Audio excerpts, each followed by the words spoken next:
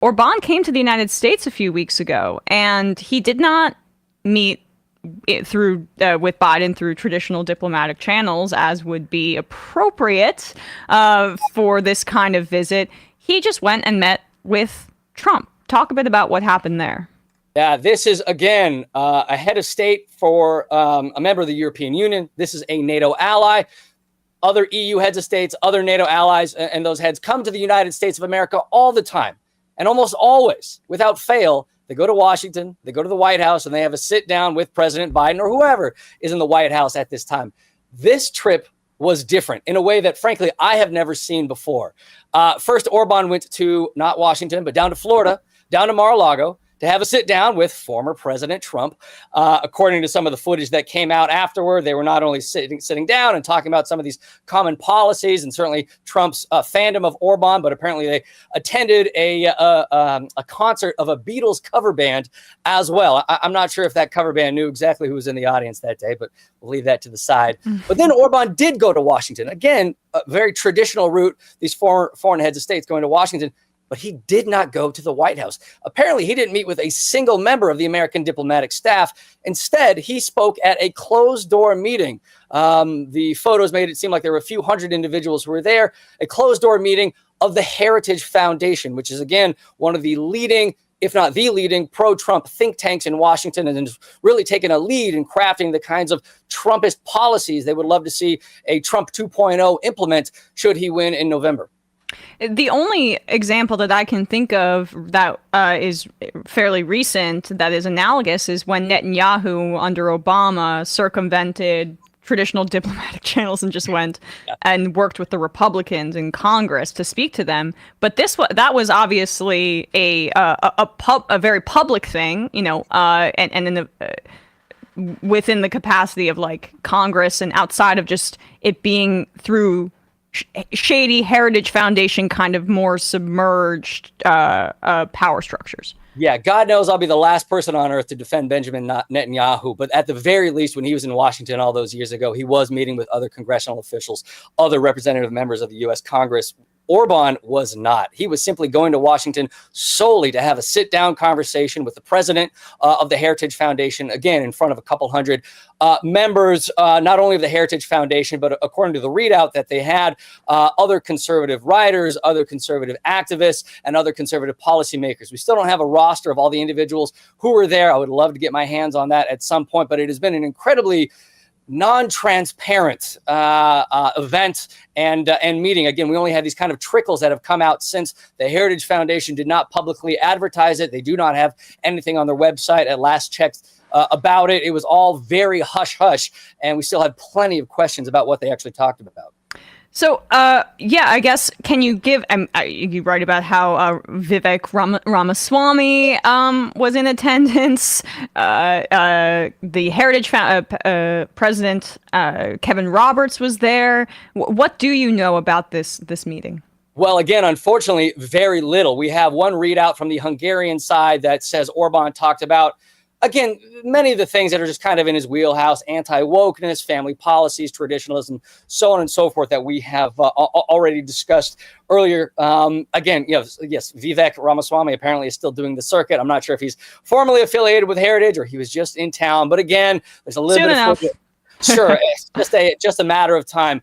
It's almost less interesting to me in terms of what the content of the actual talk was. And again, he was having to sit down with Kevin Roberts, who was appointed in 2021 as the head of the Heritage Foundation and has taken that organization in a clearly pro-Trump, pro-Orban direction. He is, among plenty of other things, an election denier, says he didn't believe Joe Biden freely and fairly won the 2020 election. It's almost less interesting to me what they talked about, so much for what this says about not only where Hungary fits in with things like American foreign policy and where Orban fits in with the broader kind of global right, but also how it is that the Heritage Foundation has become this go-to plank for figures like this, and then even pulling back the lack of information, the clear lack of transparency about American think tanks writ large. I mean, I've been writing on the lack of clarity, the lack of transparency for funding for American think tanks for almost 10 years at this point. I've certainly never seen anything like the Hungarian, the Orban sit down at Heritage. But American think tanks for years have been opening their doors to dictatorial wealth, dictatorial donations, and funds from other authoritarian regimes. In that sense, it was simply keeping with the tradition we've seen elsewhere. But this was certainly something new, certainly something that was innovative in this space. But the Heritage Foundation ties are not new. Can you speak a bit about the Danube Institute and its connections to the Heritage Foundation? What it is within the context of Hungarian politics, and how it has such close ties to the Heritage Foundation? Sure, absolutely. Again, I think pulling back, we need to remember that Viktor Orban has demolished any semblance of democracy in Hungary itself, step by step dismantling all the kind of democratic credentials in Hungary. And part of that is using state funds and state resources to direct them toward new organizations that are nominally independent, not necessarily or technically part of the government, but are still used as simply propaganda arms that are used to propagate pro-Orban rhetoric while still having the kind of veneer of independence behind them. And that is exactly what the Danube Institute is. It was formed a while back and then began receiving in recent years state funding directly or through a foundation that is solely funded by the Hungarian state. It is now little more than an arm of the Orban government and of pro-Orban propaganda itself. And not long ago, it inked a formal partnership with an American organization called the Heritage Foundation. They are now formal partners. They have, according to the Heritage spokesperson, a memorandum of understanding for joint research, joint events, joint conferences, some of which we have already seen. Certainly, the meeting in Washington seems to be an outgrowth of that meeting. But again, we have an American think tank that has gone all in on Trump, setting up a formal partnership with an organization that is purely state-funded and that is little more than a cutout for the Orban regime. Again, we have these formal linkages where they can amplify one another's messages, reach similar audiences in the U.S. and in Hungary, as well as elsewhere. Where's Steve Bannon in all this? Because this seems very Bannon-y to me. It's a wonderful question. I should say that Steve Bannon, I'm not aware of him being in attendance at the Heritage Foundation event. I did not see any familiar faces or that, olive green, frumpy, lumpy coat that he likes to wear in the audience. Okay. But we do know that Orban also met with Steve Bannon when he was in the United States of America. Again, we don't have any details. We just have a kind of a half-second clip that Orban later posted to Instagram. We know there's a relationship there. And again, as you said, Emma, this absolutely reeks of something that Bannon would love to do. Again, these kind of false front organizations that are little more than cutouts, these kinds of backroom, back channel conversations, all of which allow figures like Orban to directly target American conservatives, American reactionaries, the Trump base, so on and so forth, as well as all of those potential future policymakers under a Trump administration, under a Trump 2.0. Absolutely. This has the shadow of Steve Bannon hanging all over it. Yeah, I mean, it just feels like these are his politics, and they're winning.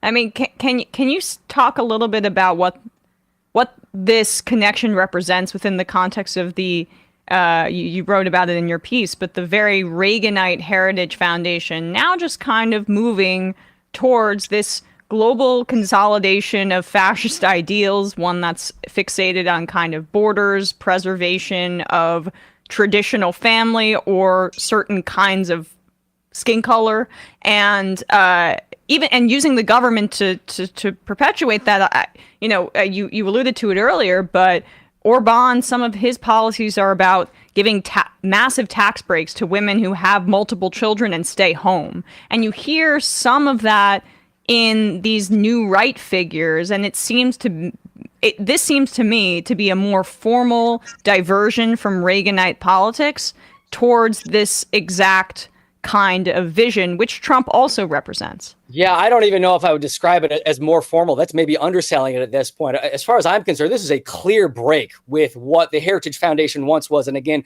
came to prominence in the 1980s under the Reagan administration. Very much a transatlantic, very much national security first, certainly very pro-NATO as well, and certainly at the time anti-Soviet, and even certainly before the recent shift anti-Putin. That has all gone out the window. They are all in on anti-democratic authoritarian policies. They are all in on being, for lack of a better term, the brain trust of a Trump 2.0 administration. I think I used in the article the term intellectual, and I had actually one of my contacts who's on the conservative side. He's not a Trump supporter, but he reached out and said, You can't use the word intellectual about these people whatsoever. This is pure anti-intellectual rot through and through.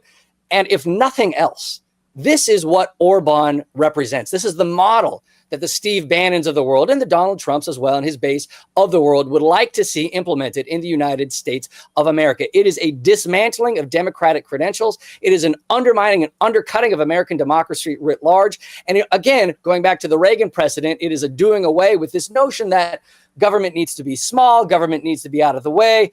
Yeah. What was the Grover Norquist quote? Government's so small you could drown it in a bathtub. Those days are gone. It is now about using the powers of the state to target your enemies, to clamp down on any and all opposition, to again create the kind of demographic base you would like to see. Deporting as many immigrants as possible and encouraging white Christian nativist birth rates. All in the hope of creating, again, this kind of nostalgic image of what your country once was. It may fall short of fascism, but that is certainly the direction it is going in.